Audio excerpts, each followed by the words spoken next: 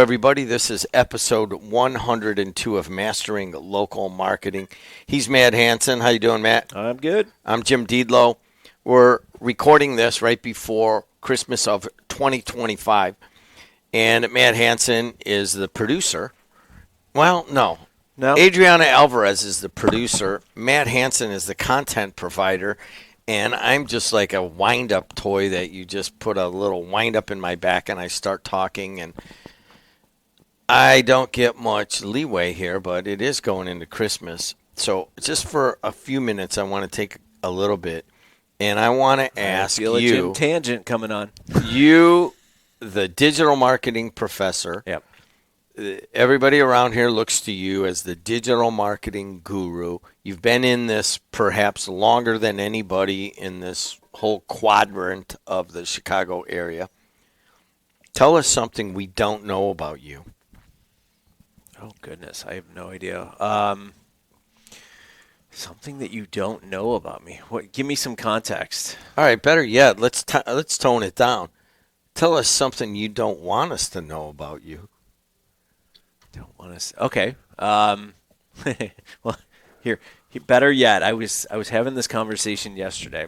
So, my daughter's going through applying for schools, right? And everyone always says, "Oh, she's such a smart child," and all this other stuff. And now, again, my daughter, huge GPA, has done well on both the SAT and the ACT and all of that. Just got a accepted. She's been accepted so far to 3 schools.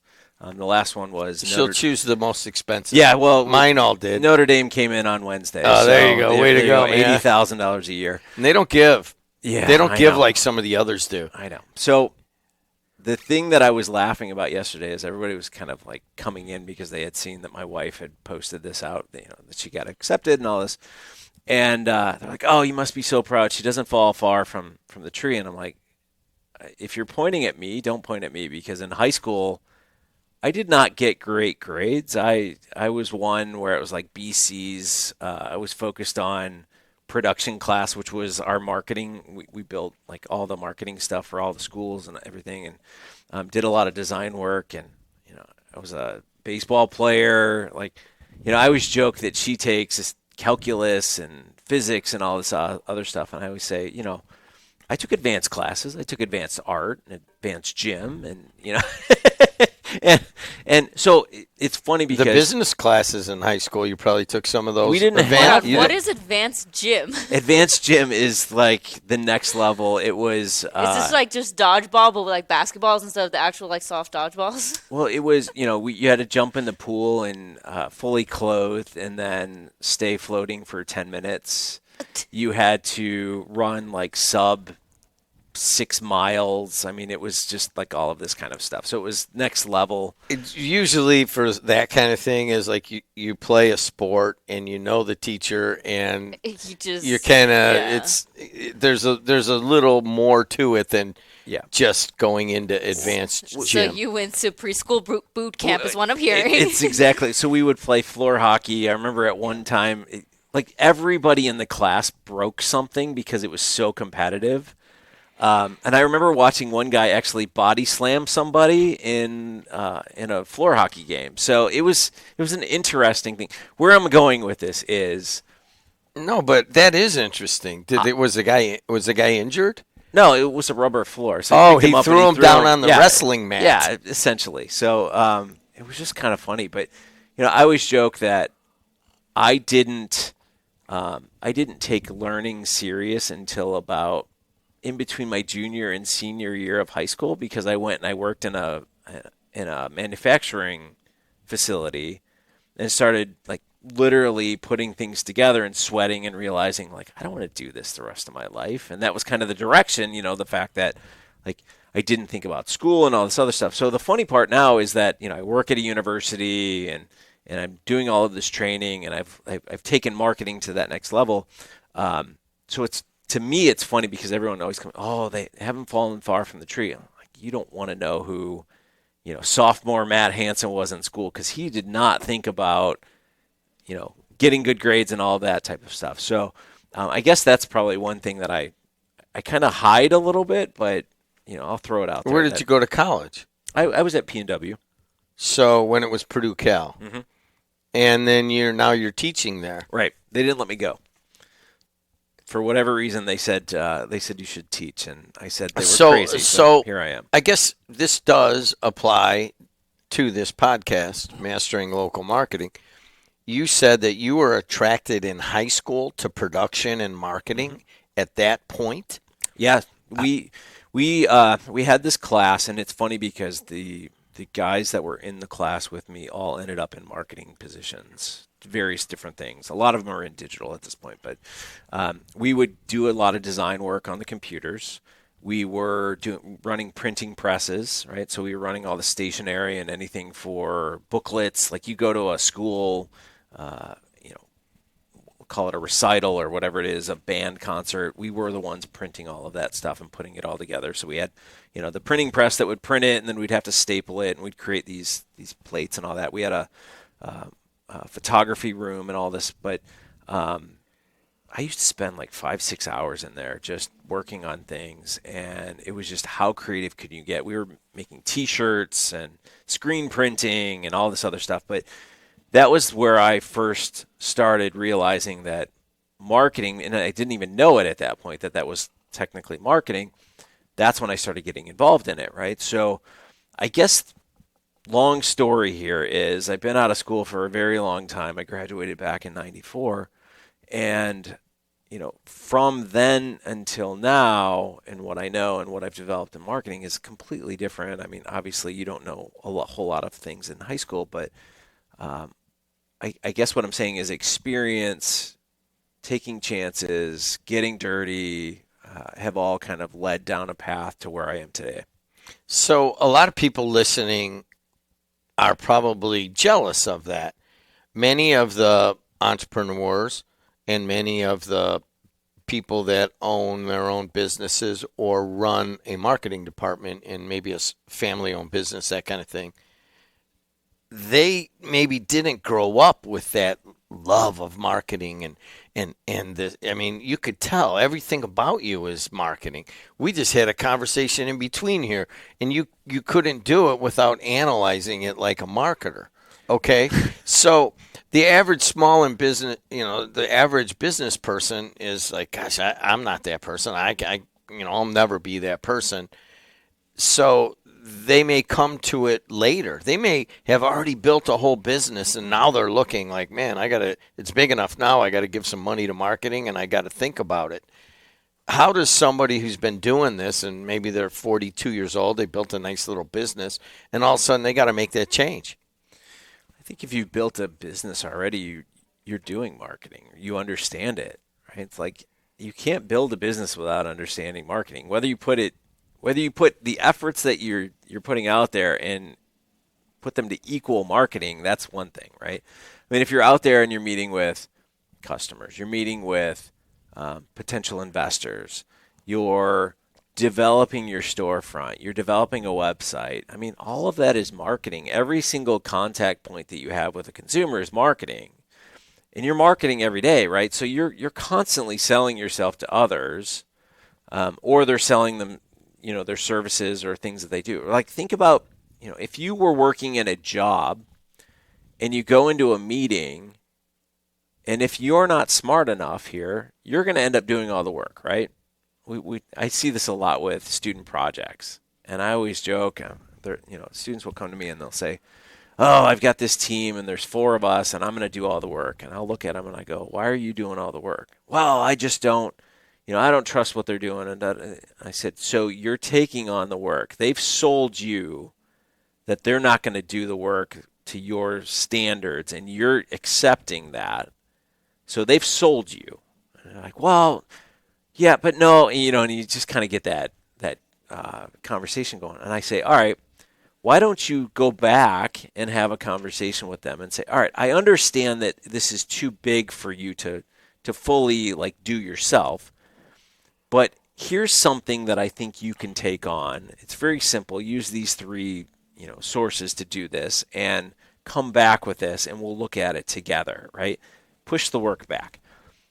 again, that's selling, which is marketing, and we all know that that's what we do every day. If you own a business and you're trying to get product, well, somebody's going to sell you product at a certain price, and somebody's going to sell you much cheaper and more expensive and all this other stuff. So you've got to negotiate, right? Negotiations are part of marketing. So there's all these different things that you're doing on a daily basis, whether it's just having a conversation with your spouse, your friends, your coworkers, or if you're actually out there shopping, you're having marketing conversations. You understand what marketing is. I'm sitting here today and I'm wearing a shirt or a coat that's got College of Business on it. Am I marketing? Of course. That's why they buy them for us. So we are out there. Can I get one, by the way? I can put you in touch with Sam. Sure. All right. Yep. But that's what I mean. Like, we wear things. We're marketing, right? You're talking about your boots all the time. You've probably talked about your boots I'm going to have to contact Thursday Boots. Right? I believe in them. Make it 9 now, right? Yeah, there it is. Yeah, exactly. I wear them. You guys can see them, and they're beat up a little bit, but I'll just go down the street here, and Javier will resole them. Yeah. I've got a pair of Thursday Boots that I left in a hotel room that had been resold 7 times. Yeah. But anyways, go ahead. But that's what I mean. Like, we're all marketers. No, we all I don't buy are. that. I don't buy it All right, because I know. Are you saying that you're not a marketer?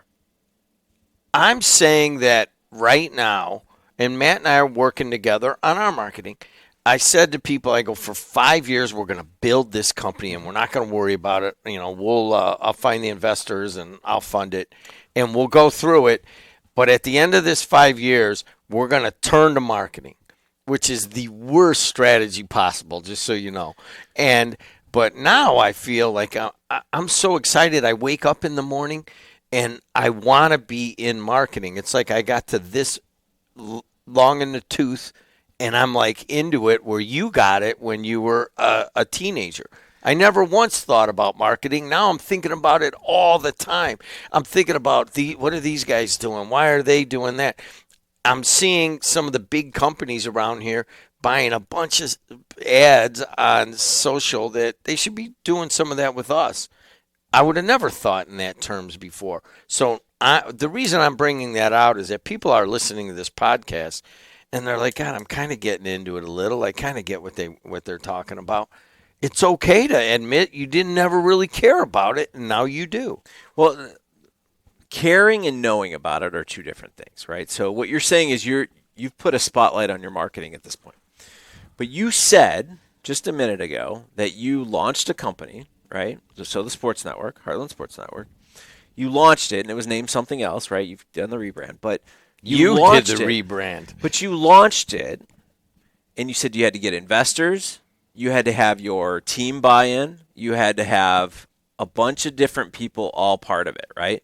Did you do it by yourself? Oh, absolutely not. Absolutely not. So you sold the idea to others to help you build it. There's probably 12 major stakeholders. Okay. So those 12 people have bought into you to build this. That's not sales? Well, yeah, I guess so. Right? I guess it is sales. Like if you came to me today and said, I've got this idea and I'm going to launch it in 5 years. Okay. I just did in the break. I know, but what I'm saying is you're telling me about it in the hopes that I can validate what. No, you're not going to explain it to me without the validation side of it, right? Okay. Yeah, right? You're right. Right. So you built Heartland Sports Network. The validation is coming now because you're out there talking to people. But for 5 years, you've been selling it without you even knowing it. You said you have investors. You've got additional investors that are looking to get into it as well. You talk to people around you on a constant basis, right? Like you go talk to the schools. You weren't anything without the schools, so you sold the schools on it, right? Because you got 25 schools now part of it. We had to sell 25 different superintendent athletic directors, yes. So you walk into the 80s. You didn't just go, hey, we're building this thing. And then stop with that. Yeah, you're right. So okay. you're marketing. You're right. I specifically, and I imagine that others that are not born marketers like you that are 14 years old and sophomore in high school and I'm just like, into marketing. we don't think of it in those terms. I think of marketing as putting out the message, maybe paid ads of some sort, so that I can sell advertising. That's it. Yeah. That's all I think of marketing. All these other things you're bringing in are not what I would consider marketing. So what you're saying is I look at things differently, right? You do. I do. So when you say running ads, doing stuff like that, that's 5% of marketing. Are you listening to this, or are you doing your homework? She's doing her homework. No, just kidding. She doesn't have any homework. She doesn't have my class until next semester. Yeah. That's 5% of marketing. All right, I'm going to bring this one out, and typically Adriana just is like pay no attention to the person behind the curtain.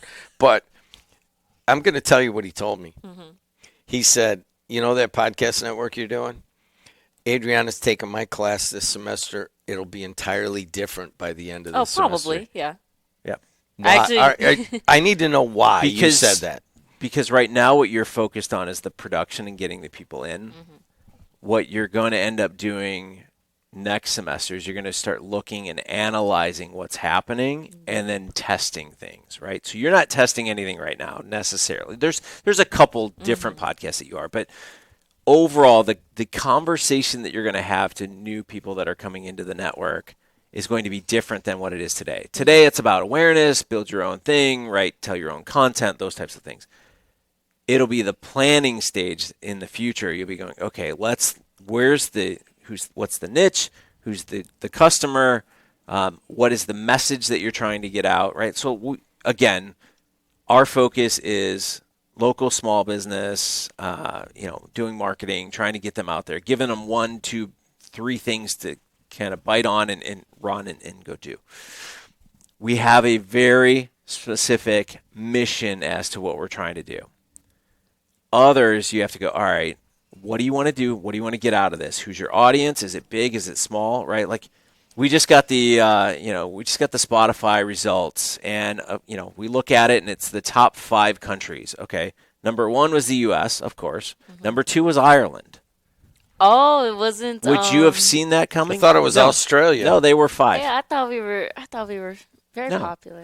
But that's what I mean. Yeah. Like this is where you start to look into it. So again, what I'm saying Shout out to Ireland. Thank you guys. What I'm saying is the fact that you start to learn more and more things, but your idea of marketing is literally ads and limited. It's so much more than that. It's literally every single thing you do. It's every touch point. And the dead air is Jim thinking, just letting you know. I am thinking because, I forgot what I was going to say. Well, but, I don't. I think of doing this podcast, I took your class. I've had a business for all these years. And you are making me realize new avenues to think. And I don't know what happened, but at one point I really was against selling and against marketing and doing all of that. And at some point, maybe it's out of necessity, but I don't think so. I'm pretty much do what I want. I can't tell you how much I want to get up and go do the numbers that this guy has. All right, let me give you a real world example. Yesterday, my buddy is kind of a big executive at a place, and he calls and he says, "Hey, I'll buy this stuff here. It's end of year money." And I go, "Okay, thank you." I go, "Well, what happened with this major proposal with your company?" And finally, he goes, "All right, I'm just going to tell you. You don't present your numbers well, right, and you don't tell your story.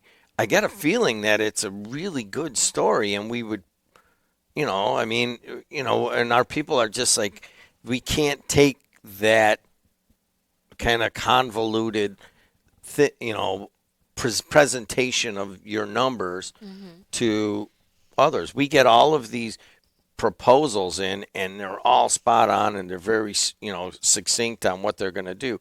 But it may be that you have a better product. Mm-hmm. Honestly, it's the local product. These are all non-locals. Yeah. And he's like, you need to go back and you need to do your numbers.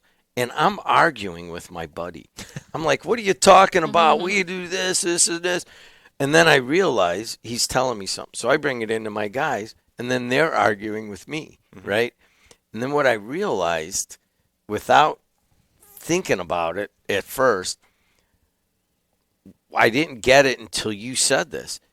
You said, well, it sounds like they're changing positions on the funnel. And if you remember the funnel, it's awareness. Middle of the funnel is what? Consideration.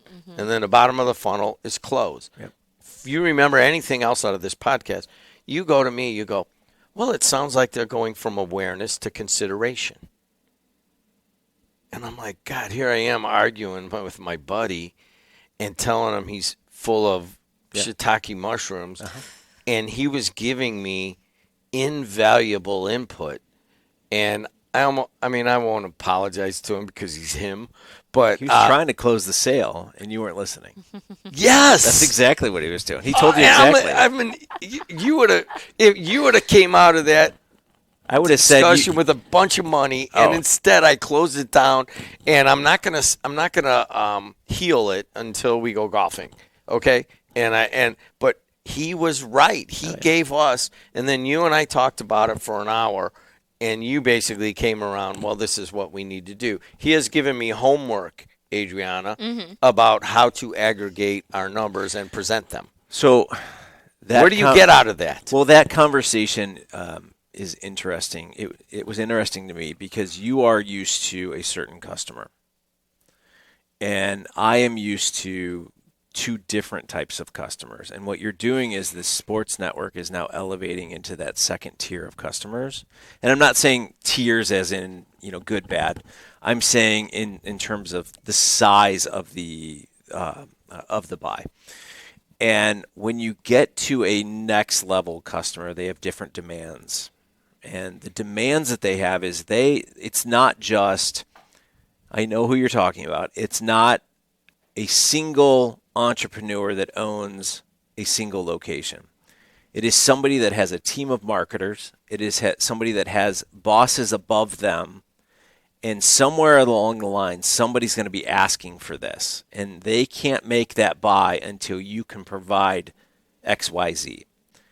And I told you about some people that I've dealt with in the last 2 years, that they wanted certain numbers, they had to see certain things, and I spent like crazy because they had to do this and do that, but I had to justify everything by bringing those numbers back every single month, putting them into a nice little report so they could see them, and as soon as I handed it to them, they would look at it, and 2 minutes later, they're like, okay, great. And that was the end of it, right? So what you're saying here, based on your conversation, is you've reached that next tier of buy, larger money, a little bit more demanding, wants to see what's going on. But if you can just provide that one simple thing, it's sold. And that's really what it was all about. Did you get that? By the way, Joe Cimino's calling me. I'll let him know you're on the air right now. So we veered off. Episode 102 is going to be Slapstick Jed. But I want you guys to understand one thing, that if you listen to what Hanson's saying, here's another example. I hate to do this now to my wife, but we go to Showplace and we go to see movies once a month, right? And now we go and I'm predicting what the script is going to do and where they're going to take the movie. I go, yeah, we got to come back to that other character that we had, and then that person's probably the killer or something like that. She's like, why are you doing this? But what I realize is that you're basically working in predicting behavior. That's what you do. Yeah. And now, once you start thinking like that, and I hope it doesn't happen to you, Adriana, because all of a sudden you're going to be like with your friends and like, oh, I know what she's going to say and that kind of thing. But I'm starting to think in terms of predictive elements. Well, you're a former trader, right? Yes. Okay, so you look at predictability and what's going to happen. Risk, right? So you think you know what's going to happen, and you look at trends, right? We know that typically in this time frame leading up to Christmas that the markets are going to do well, right? We know that every single year that I forget the term they call it, but it's basically you're going to see some increase, and then when it gets over the hump, then we go back down, right? I think I looked at the markets today and they were down a little bit, right? We know that, but there's so many things that when you become good at marketing, you can predict things that are going to happen. Like you will be able to do X and Y will happen. And when my kids were little, I used to do this. I'm like, watch this. And I would say something and I go, this is what's going to happen. And they just start laughing at me. They're like, how do you know that's going to happen? And I said, it's just, if you understand people really well, you know that we're kind of all the same and that we're going to react in similar fashions, right? So again, going back to your trading, if you're reading about a company that's booming on some news service, let's say you go over to like Yahoo News or something like that, and you're reading about it, like, oh, you've got to get into this company, it's too late, right? If it's in the news, it's too late. So what people will come to me with trading advice, and like, I read about this article. I see there's like 3 or 4 articles recently that were published on. I go, you're too late. Don't even bother. And I'm right on that. Oh, actually, you want those people to come into the market. Yeah, because they're going to boost it, and then you're going to sell it give off. Up the edge and all that. Yeah, don't be doing that. Every time your dentist is working on your teeth, and he's like, "Man, I think I should buy this stock." Yeah, go ahead. Yeah, go ahead. It's going to make me more money as I sell it off, and you're buying. Yeah, no, but that's what I mean. Like, there's so many different ways that you can look at this, and there's predictability. So when you get into marketing, you start to understand these types of things. You will actually start to be able to predict things. And the story that we talk about in marketing, you're telling a story, you're going to a movie, you're looking for, they introduced this character and they disappeared. Okay, they're coming back. They're part of the final part of this. I call that the dropping the keys, right? Like somebody's walking down the street, they drop their wallet, they drop their keys, and then you don't hear anything about it. You're like, why did they do that? Well, somebody took the keys later, opened up the door, found the, whatever, and that's what's helped solve it, right? So we're telling stories, and if you understand how to tell those stories, you can start to tell the stories and push people in directions. And I love giving presentations because I won't show you other characters in that story on purpose. It's like my students were giving a presentation to me last week or 2 weeks ago, and they're like, oh, well, this target audience is really really active on TikTok and Snapchat. And you listen to those presentations. TikTok and Snapchat weren't even in their case study that they could use. And I'm going, well, why did you mention those? It's like introducing a character that you're never going to, like, there's no closure here. Why are you introducing that? And they don't get that yet because they're still students, right? But don't introduce things that aren't driving people towards where you want them to go. So what you're trying to do is lay 1, 2, 3, 4 things in a row that are driving them towards that. So your buddy is asking you for those reports. And all he had to say was, I will cut you a check tomorrow if you had these reports, is what he was telling you, right? So when you sat down yesterday and you're talking to your team and you're talking to me, literally I'm telling you, those reports have to get done now, and you have to send those back over and go, all right, we took your advice. This is what we've got. We wanted to make sure that you're getting what you needed. Like, that's you listening to your customers, and your customers are going to appreciate that. Unscripted, Matt Hansen. Unscripted, Adriana Alvarez, who is evidently going to be a master marketing person of a podcast network by the end of next semester. That's a big ask right there. I'm not promising that. Yeah, I was about to say, we might just get a few more downloads. Yeah. We'll start from there. I was actually recruiting people for your class. There you go. Because they were just like, oh, yeah, I had this person, this professor. I was just like, take Hanson's classes. He's cool. Do that one. Yeah. Are you kidding? Do you know how he grades? Literally. They're going to learn so much from him, though. Obviously know all about grade inflation. He doesn't. No. You earn an A in my class. There you go. I'm serious. And I've done his classes. Mm-hmm. I mean, I'm me, and I got a B+ on one of them. Yeah. And I did everything. I thought I had it all right. And then he showed me, this little bit here and this little bit there. So when you're producing our show and you're doing your homework, I'll know why. Hey, it's the last semester of my undergrad college career. I say that because I don't know if I'll do grad school or not later on. But at that point, senioritis was kicking so much. I'm like, C's get degrees at this point. Ooh. Don't ever. That's like throwing water on a wicked witch over here. Hey, this has been episode 102. She's Adriana Alvarez. Please go check her podcast network out. It's just right in WJOB Podcast Network, and she's got like 20 podcasts now. And that if you want to tell us what you want us to talk about, you can get a hold of Matt by just email me at matt@masteringlocalmarketing.com. Until next time, see you later.